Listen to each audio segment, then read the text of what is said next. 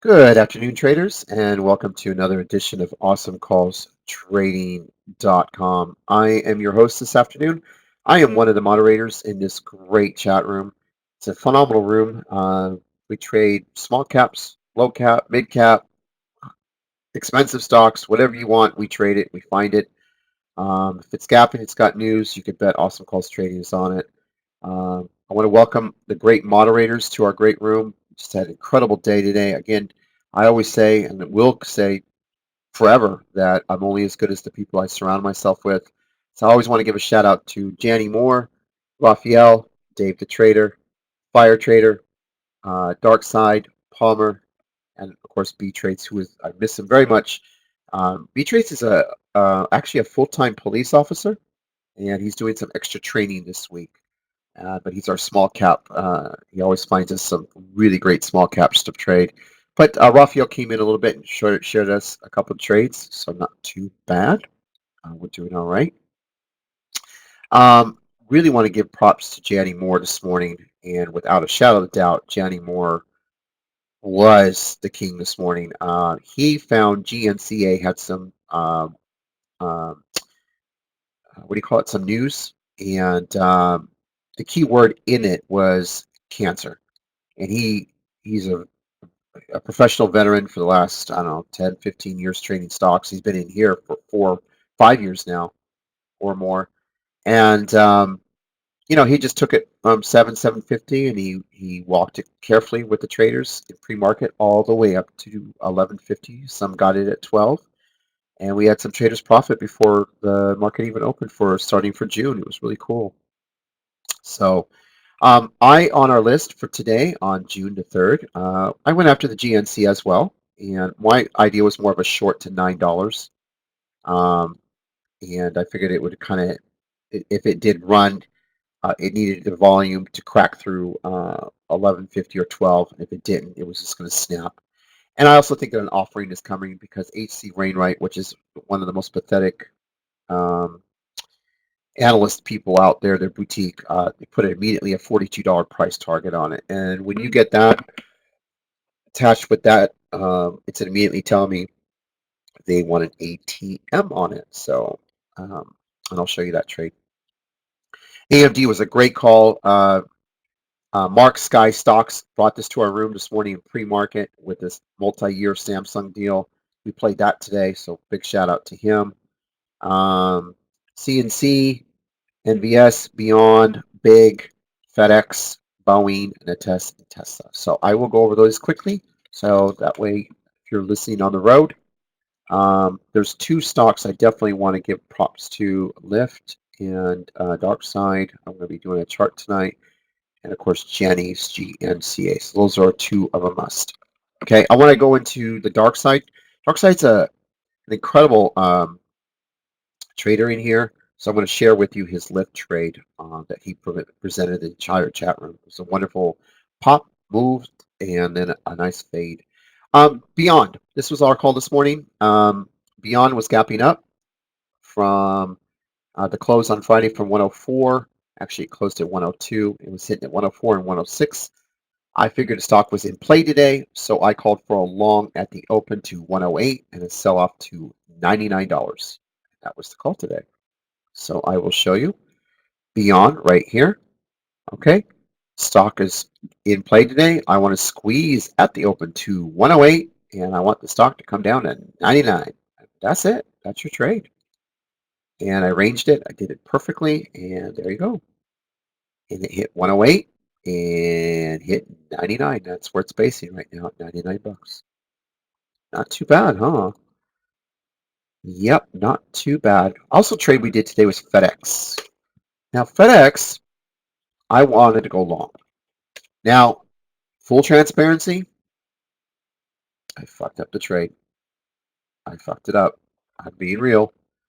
Um, Even I get greedy, okay? And I preach, take your money, take your money, take your money, take your money. But I got greedy because the trade was so easy.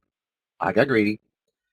And what happened was the news was down because um, FedEx is having issues in China because of the tariffs, and incoming products are coming in through FedEx. And So things over there, they had some issues with FedEx. They halted some systems and packaging coming in until they investigated more. So to me, the way I looked at it was, why don't we fill the gap and then fade it?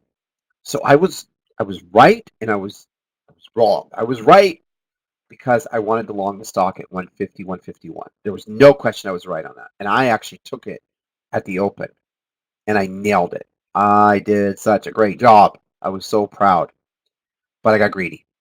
And I saw the gap was here. And don't ask me, it was just stupid. And I wanted that extra dollar, 50 cents to a dollar. So what I did is I took the 200 shares and I wrote it up, sold 100, then sold another 100. So I made good money. I think it was 251 bucks. I was so happy. And then what I did is I got greedy thinking it would fill that gap right here. So I went long again and it pulled. So then I got out and I sold it. And then it pulled here. Then it started to curl again here. I went long again, live in the room, and it pulled again. And it was just only for the stock to rip right back to what I thought it would do. Actually, it did even more. Um, the good news is what I did. Hold on, let me get beyond off my screen and put.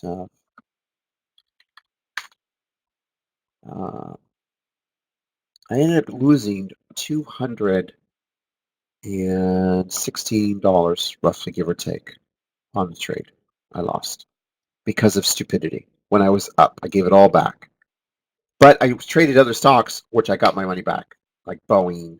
Uh, you know, I traded Tesla. I got Beyond. So right now we're look at, oh my goodness, Boeing's fading hard, traders. Tesla's going to pull again. So Tesla's pulling, AMD is pulling, everything's yanking, traders. It's a short opportunity out there. So keep your size. So anyway, so that was my only error on FedEx, was that I just got greedy. But in hindsight, if I would have held it and just added into weakness, I would have been solid green again because it was a great trade. It was a great call to fill the gap. I just got greedy. That's all. I wanted more and I gave it back and I wasn't patient. That's because things were so easy this morning because I was trading Beyond. And Beyond, as I showed you, was just, it was perfect. I mean, 108 to 99. Can't knock it. The other trade that we did this morning was GNCA. So let me show you that one. Now, this was all Janny Moore in the morning in pre-market, and the deal was done in pre-market. So the news came in, and Janny ran it all the way up from the 7 spot right down here off the flag breakout. You see how it flag break out around 7.5? He was eyeing that, and he saw the volume come in right there with 28,000 in pre-market. That's pretty good for pre-market. So he just walked it up with the traders, and most of them sold right around the 880, 870, 850. Noel did. He made 500 bucks. But the stock had another run in it. Jenny was still on the mic, and he ended up running it to around 11, 1150. I think he was kind of cautious right there. And then I came in. I looked at it. And I said, okay, the only way to play this is if it pops at the open through 12, you could run to 14, big money. If it pulls, it should just glide and fade to $9 and under. And the stock is actually 722, but it hit the 9 spot. I had a lot of traders trying to go long at the 9 spot. Based on my notes, I told them not to. I told them to hold on. I don't think it's found a base yet, and sure enough, it hadn't. It's just a sell-off. I expect an ATM.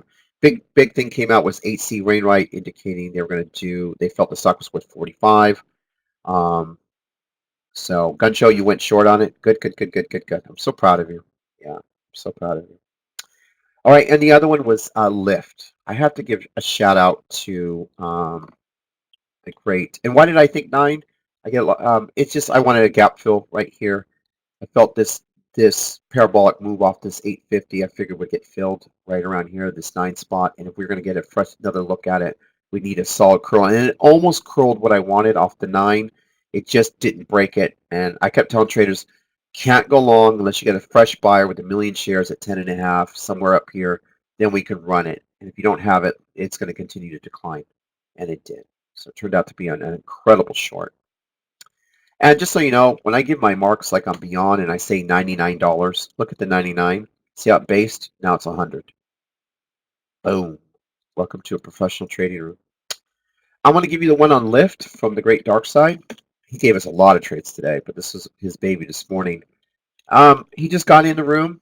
He took size, and when he takes size, it's enough to buy a car.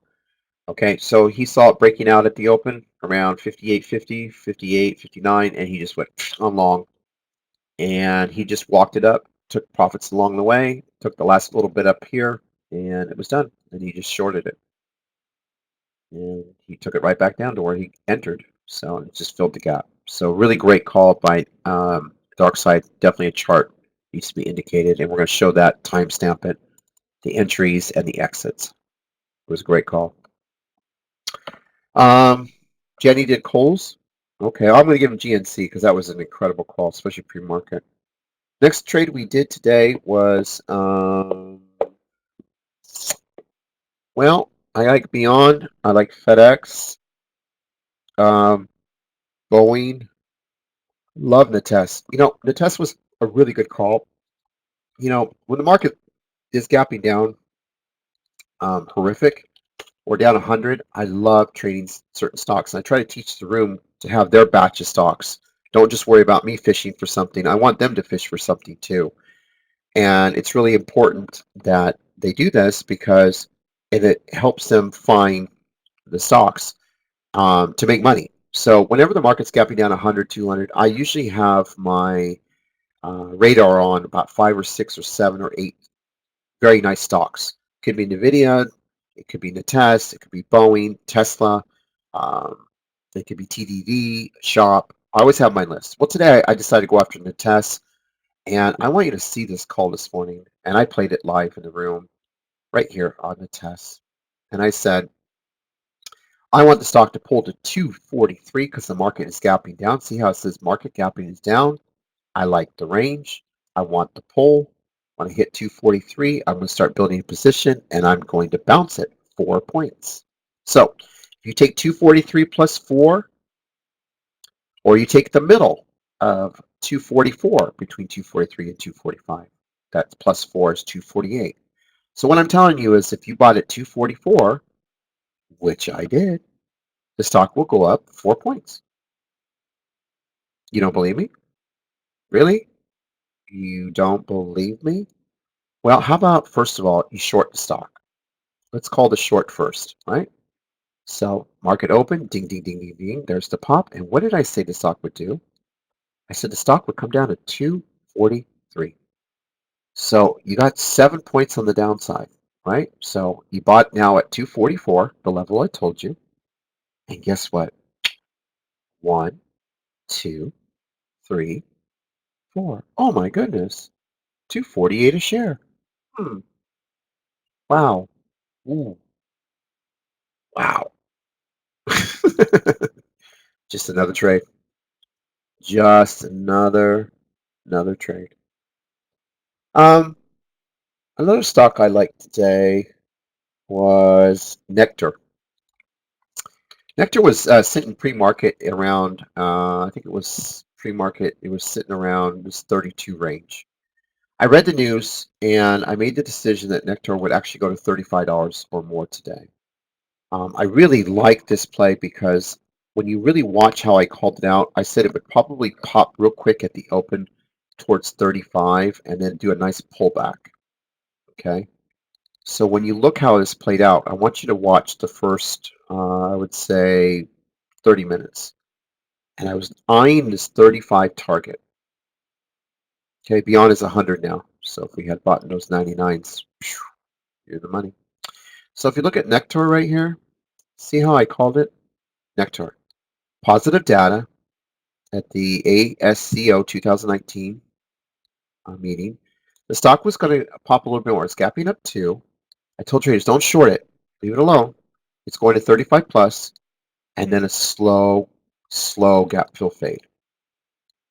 Okay. I do want it to come back to 31.75. I know it's a little bit excessive, but I've traded Nectar in the past, and they tend to get back their gaps, like PBYI, ESPR. Nectar is one of those in the category, but it's just it's such a slow fade.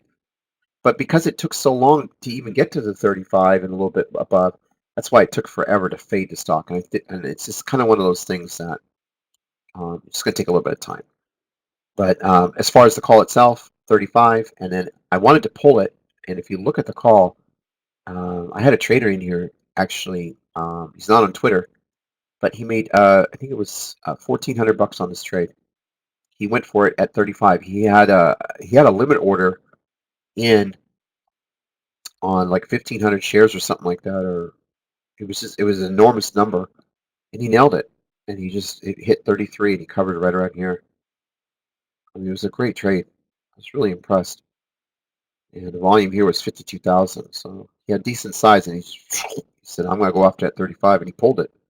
He got 33, I think it was 87 covers, something like that. Then the stock made another run to 35 again, a little bit higher, and then you could see it fading off. Once it breaks this support right here, it needs to break this 33.76. I think we get a lot more downside to it. Anyway, really great trade, especially if you longed it and you just simply longed it at the open, because I told you it was going to go to 35. You could have made money 35 on the upside, as you can see. You would have made a nice 2.5 point paycheck on 100 shares. It's $250 for 3,000 buying power. And if you took another 100 on the short side from 35 down to 33.80, you would have made another 120. So it could have made $400 potentially on this one trade.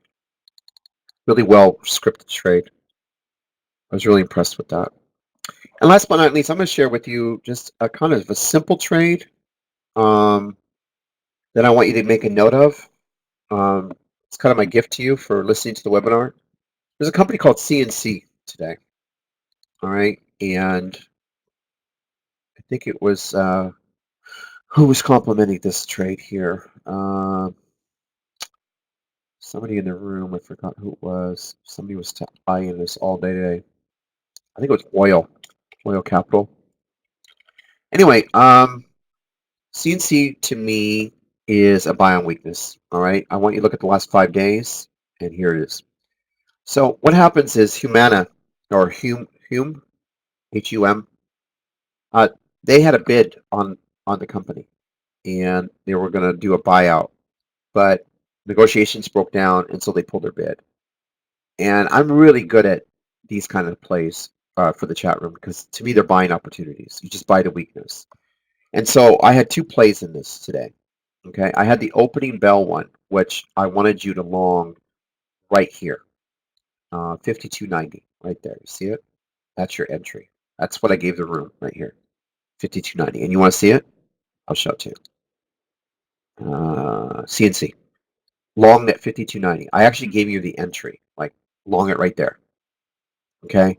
I want to watch this to push at the open. Now I was looking for, I didn't give an exact number, but I was probably looking for 54, 55, somewhere halfway in the gap down.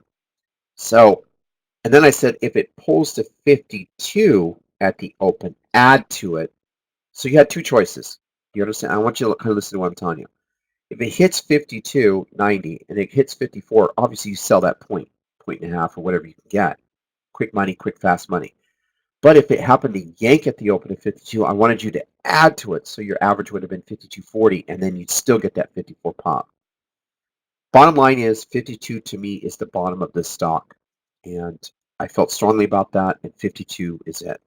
I also think if you swing this over the next couple of days, you'll get 54, 55 again, and I think HUM will come back and make another offer, maybe more reasonable, or CNC will come to terms with it.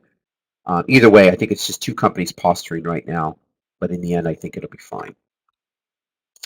And if you look at the trade, here it is. Per my notes, long at 52.90, stock immediately popped at the open all the way to $54.24. So it was a really, really nice trade out of the gate. So you could have banked $200 on 200 shares with 10,000 buying power. And then here's the 52 base. You see how this base kind of held? I would ignore the seller here. I mean, it's not a big deal. Anyway, bounce off 52 several times. It's steady around 53.20 now. And I think over the few days it'll go 54, 55. and fill at least this gap of 56. So I'm confident it will. And then I'm going to close out with just, I won't do a chart on this, but this is Boeing. I mean, I don't know what to tell you. I love Boeing when the market pulls. It's just between that and their 737s having issues. I think today is about their wings to double check them. Um, it's not good. Anyway, I liked it. So I originally called for a 335 pull at the open and then a bounce. And as you can see, I did really good on that call, 335 right there. And it bounced all the way to 338. Market started really pulling. And then I bounced. I bounced this live in the room. I swear. The problem is one of the things that I do is, very different. Um, I I I preach what I teach. In other words, I'm human, right? And so I'm all about money. And I don't mean that in an egotistical way. I mean I gotta pay my bills. If I can make $200, 250 bucks, $240, I can pay my cable bill. If I make $400, shit, that's groceries for the week. Oh, So I equate everything to, oh, that's a bill right there. That's my groceries right there. Oh shit, that's gas right there. Well, gas is a little expensive. It's $1,200 a month. My electricity is $1,500 a month. So those are different. But then I really have to work a couple days to pay those bills. But like what I try to do is if I see the money, I get excited. I'm really one of these excited. Money's money to me. It's better than red. I hate being red. I hate even seeing it red because I think personally, I really attack myself. Like I'm a failure. Like, why did you do that? Like FedEx today. Why did you do that? All day I've been asking myself. I was in bed taking a nap. Why did you do that? What's wrong with you? And you did it in front of everybody. Everybody's probably looking at you like, idiot, idiot, you know? But it's okay. I did it. I made my money up. And I went over here on Boeing. Man, I nailed it twice. The first one was I did a short in front of everyone. I think Ripster and I were trading this together. And I took it short, I think right here, and I just pulled it. And I made, I think it was $271 or something like that on 200 shares. I was stoked. I was like, okay, okay. But when it hit this 330, oh my God. I just went, okay, I'm long. So I was long here at 331.20 somewhere, and it pulled to 330. I added, and then it popped, and I was the first to sell right through, I think, 332. And I up $411 on the trade. I was like, and then look what it did. I was like, oh my God. Oh my God. I had 300 shares, and I can't even imagine if I would have just held it, how happy I would have been. That was a hell of a trade. But you know what? When you see your P&L, and I'm different. I like to keep my P&L up. I do because I equate my P&L with bills. I'm different. A lot of people, oh, they always give you their speeches. Don't put your P&L up. Don't stare at it. But for me, I have to know how much red I am if I'm down on a trade. In other words, I have my own. Like if I'm down $100 or $200, I'm cutting that shit off. I don't want to see, and you know why? Because I did used to be that guy that wouldn't put his P&L up, but just watch the action. Well, that's great, but next thing I know, I'm looking up, I'm down $1,200 or $1,000, or like ICPT, I was down 3,000. Like, why do I want to do that? I don't want to do that. I don't want to be that kind of a trader. I want to know. I mean, what's my max loss that I keep saying? 500, maybe 1,000? Then max it. Don't watch a trade get more redder, hoping it'll go up. So for me, I'm the kind of individual when I trade in front of everyone, I got to see my P&L. And that's why you see me take the money so quick. Because you know what? I appreciate money because money pays my bills. And if I can get a trader to make even more money than I do, that's great. If I can make a trader stay in the trade longer than me to make more money, that's great. And if you notice on the Boeing trade, I'm long, right? So imagine the traders in the room that got this trade with me that got actually and held it. I mean, I'm so proud of them. I gave them the entry. Yeah, maybe I sold early, but that's me. But some of them stayed in longer. And I gave a 6-point trade. Do you know what it's like to give a 6-point trade in a matter of 15 minutes? Do you know what it's like? You don't. You don't, because you don't do trades like that in your room. You don't trade like this. Your guy's giving you some bullshit NVIDIA 15, 20 cents and going, oh yeah, options. I got 97,000 contracts and I just made 652%. Right, bullshit. Next, on a 20-cent move. Shut up. No, I love this. I love this idea of giving a trader points, like real solid points. So if he is an option trader, he could pull the trigger, buy those contracts, and make 5 or 6 points. He's more patient. But for me, when I keep that P&L up, I see $400. Oh my God, you should just see me. I was actually up like I think it was 467 or something like that. When I clicked and did the market order, it pulled me back down to 411 on off because of the bid. It sold it right off the bid. So my point is that these trades provide me to pay my bills, and that's all I want to do. I want to live a good living, live in a beautiful home, go out, enjoy my life, but I got to take that money. And so, in hindsight, do I wish I could have stayed 6 points, 300 shares? Yeah. In reality, do I? No. You know, I'm a homo guy who just wants to make his money. And I'm not trying to compare myself with anybody else's income. I just need to make my dollars to pay my bills. And the more I make during the beginning of the month, the more I get to enjoy the rest of the month. So the next week is all about paying bills, you know? So anyway, that's my trading today. So thank you so much for joining us today. I appreciate it. I'm glad you got to listen to this great webinar. It's an honor that you took the time out to listen. And anyway, you want to join us tomorrow, get another 12, 13 ideas. Today, the great Richard in the room and Andor and a few others, every day they rate me in the room as to my percentage. I do hold myself accountable. That's my beautiful son, who is in New York, by the way. He starts Credit Suisse today. Is his first day. Congratulations to Sebastian Hallward. His first day in New York. I guess he lives in Chelsea? Somebody said Chelsea. He lives. He actually walks 8 blocks to work at Credit Suisse, the building over there, and he lives in a dorm down the street. So congratulations, his first day. And anyway, every morning I get graded in the room, and I'm holding myself accountable. And today, Palmer has this thing in his video recaps that Palmer said one time. He says, an actually horrific day for AJ is if he's 85%. That's a red day for AJ. So I found this red 85% accuracy. Okay.